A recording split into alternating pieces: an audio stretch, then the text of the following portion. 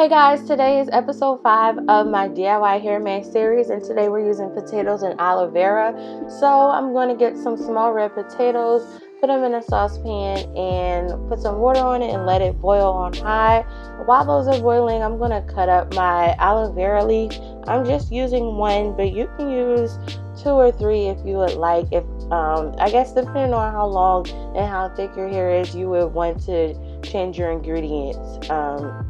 How many ingredients you have. So I actually learned a new way of how to get the most out of an aloe vera leaf. So I would cut the aloe vera leaf in 3 pieces, then cut one of the pieces in half, and then kind of shave the sides of the leaf, and the meat will just fall right out, and most of the meat will fall out. And I think this is a very effective way of getting the meat out of the aloe vera leaf. And as you can see here, there's basically no more left, and I just scooped it all out. So I think this is a really great method to cut the aloe vera leaf. I'm using a steak knife because it's sharper than a butter knife, and it actually gets out all the meat. Usually I use a steak knife whenever I'm cutting my fruits and vegetables, so cutting the aloe vera leaf is very easy to do with this steak knife. So again, using this method where you just cut the leaf in half and then scoop, basically you scoop out the sides to get out the meat, is just a good way to do it, and it's easy, it's really quick, and you'll get most of the meat instead of doing it the other way that I used to do it. So I'm just going to put the lid on and just let that sit while we handle the potatoes. You want to boil them until they're soft, and you can test if they're soft by using a fork to penetrate the potatoes, and if the potato is still hard, then you want to let them continue to boil until they're soft. And most of the time you can just test one. So I'm going to run the potatoes under cold water so that the skin just falls right off, and then I'm going to put it back in the water until I'm done. And now, instead of just putting them in as little balls, I'm going to squeeze them first and then put them into the container, and that helps break them down faster. Now here's a tip. I think I should have separated this batch into half instead of blending it all at once, because the potatoes started to get really dense and didn't blend anymore once they were at the bottom. As you can see here, it was getting stuck, so I had to shake it up and try to reblend it, and that didn't work. So I had to scoop the aloe vera from the bottom onto the top, because I know aloe vera is kind of like water once it's blended. But I suggest you do half of the batch in this size container and blend that, strain it, and then do the other half, blend it and strain it, so that it's not not blending well, so it's not stopping up the blender. So I'm gonna get out a nut milk bag. This is a very fine strainer, it's from Amazon, and I'm gonna pour my mix into the bag. Then I'm gonna pull the bag up and start to strain, and I'm straining using a metal spoon just to scrape the sides of the bag to get out most of the hair mass. And you can see not a lot has come through.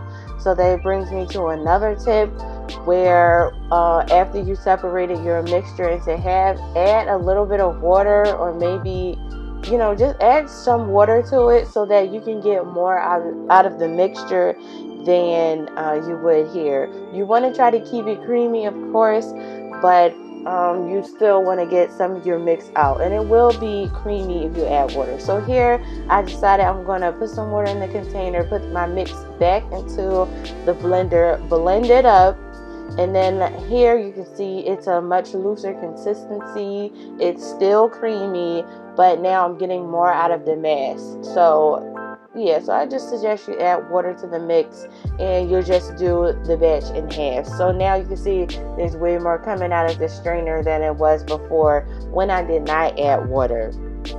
So after you're done that, you want to put your remainder of the strainer contents into a garbage bag, and then you can wash off your nut milk bag. It's really easy to wash, and everything just comes right off.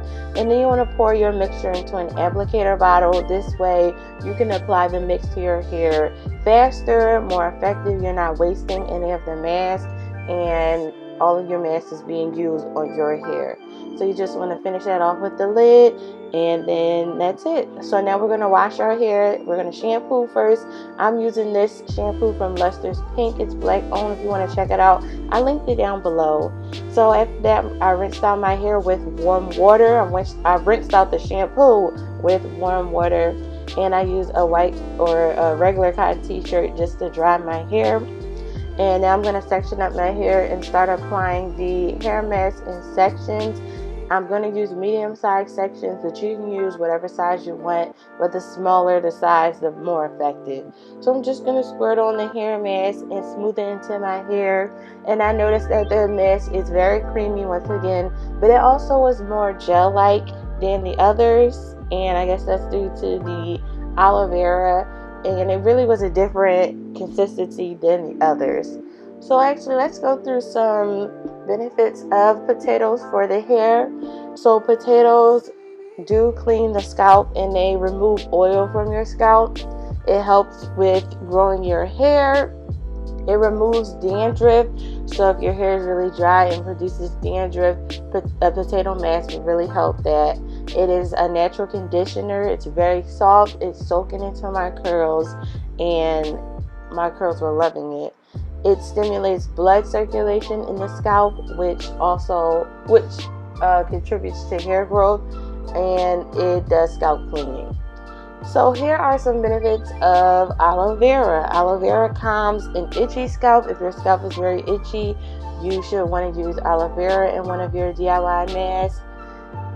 It deep cleanses oily hair, so it removes unnecessary oils from your scalp and your hair.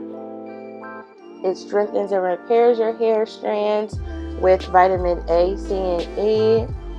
And it promotes hair growth by increasing blood circulation, again, just like the potato. So these two together are a very great hair mask and very strong to use. And as you can see, I'm working my way up to the dry parts of my head, and I'm pouring it onto my scalp and my ends. You can see my hair just soaks it up, and it just becomes great. It just looks really good. It's shining, and there's absolutely no oils in this hair mask we did, and it's shining without all of that. So I really do like this hair mask. It is one of my favorites. I do like how it was so jelly and creamy at the same time, and I loved it. So I'm going to continue to work it throughout my hair. Now I'm up at my bangs, and you can see one bottle actually lasted me an entire head, and I'm grateful because I thought I would run out. So I'm just smoothing it into my hair. I'm using the prayer method. If that's something you don't do, try it out. It really helps smooth in a product or a hair mask into your hair. And also I'm using warm water as I work around my head because my hair is low porosity, so it'll close up right after I dry off my hair with the cotton t-shirt. So yeah. So I'm basically just about done, and I think I ran out of the mask, so I put some water into the bottle and shook it up, and now I'm just trying to get the rest of it out. So now I rinsed that out with warm water, and here are my final thoughts. So my hair is really soft. So this mask was creamy. It was actually a little bit more jelly-like, more slimy than the others I've done, and as you can see, it didn't really give me as much as the others would have. So if you want more, you have to use more potatoes. I post DIY hair masks every Monday. Catch up on the prior episodes if you haven't already, and I'll see you guys all in the next video.